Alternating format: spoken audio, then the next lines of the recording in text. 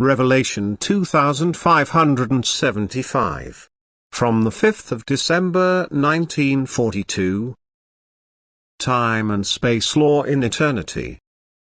The body passes away and with it also the earthly suffering. But the soul remains and continues its life in the beyond according to its life on earth. Suffering on earth is therefore not to be valued so highly because it comes to an end, whereas suffering in the beyond can last for eternities before the soul comes to realization. But it can also move completely timelessly in the spheres of light, for the soul only has the concept of time in the state of imperfection. In the state of perfection it is outside of time and space.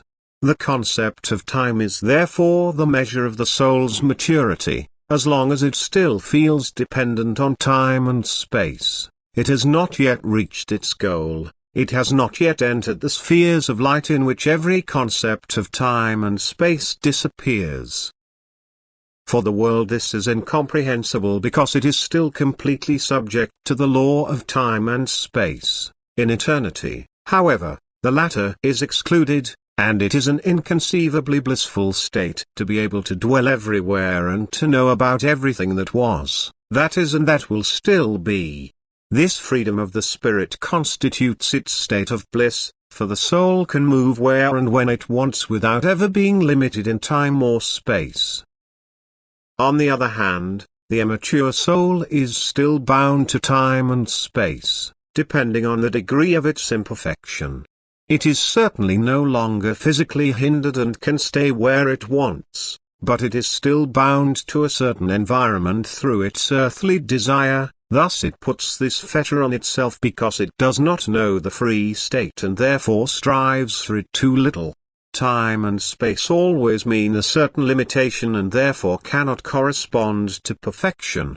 But as soon as the soul has freed itself from this, it recognizes the bliss of it and never again longs for the previous state. For to have overcome time and space also means to be able to work unhindered where and how the soul demands it.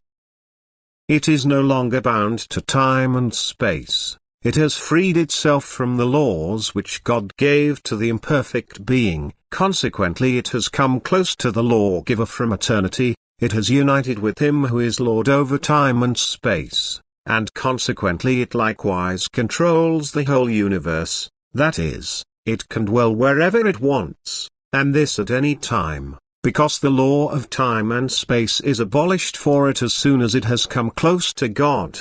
For this is the state of freedom and perfection, that the being is completely unbound, that it no longer feels subject to any other law than the law of love, which, however, no longer oppresses it but which it only feels infinitely happy.